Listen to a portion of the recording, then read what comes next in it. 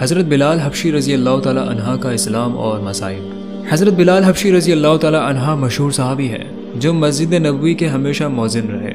شروع میں ایک کافر کے غلام تھے، اسلام لے آئے جس کی وجہ سے طرح طرح کی تکلیفیں دی جاتی تھیں۔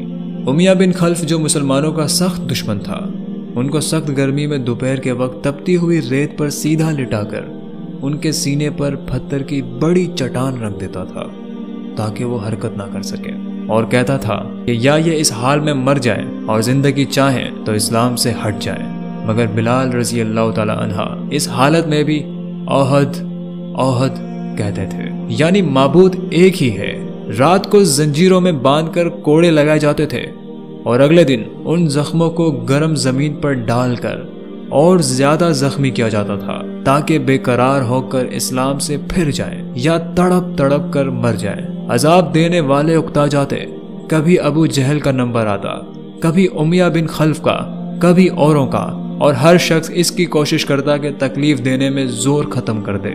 حضرت ابو بکر صدیق رضی اللہ تعالی عنہ نے اس حالت میں دیکھا تو خرید کر آزاد فرما دیا۔ چونکہ عرب کے بت پرست اپنے بتوں کو بھی معبود کہتے تھے، اس لیے ان کے مقابلے میں اسلام کی تعلیم توحید کی تھی، جس کی وجہ سے حضرت بلال رضی اللہ تعالی عنہ کی زبان پر ایک کا ورد تھا۔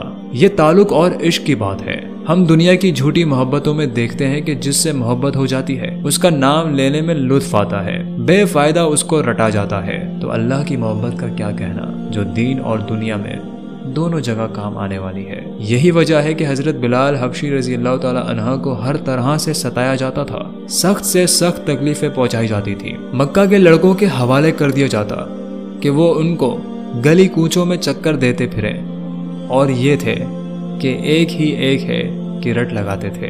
اسی کا صلہ یہ ملا کہ پھر حضور صلی اللہ علیہ وسلم کے دربار میں مؤذن بنے، اور سفر و حضر میں ہمیشہ اذان کی خدمت ان کے سپرد ہوتی۔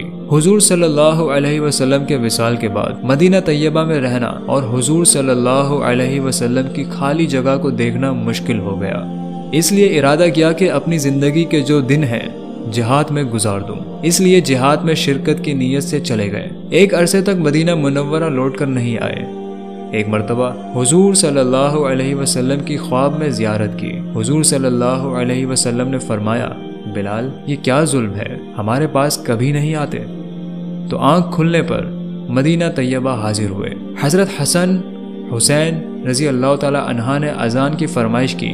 لاڈلوں کی درخواست ایسی نہیں تھی کہ انکار کی گنجائش ہوتی۔ اذان کہنا شروع کی اور مدینے میں حضور صلی اللہ علیہ وسلم کے زمانے کی اذان کانوں میں پڑھ کر کوہرام مچ گیا۔ عورتیں روتی ہوئی گھر سے نکل پڑیں۔ چند روز قیام کے بعد واپس ہوئے اور سن 20 ہجری کے قریب دمشق میں وصال ہو۔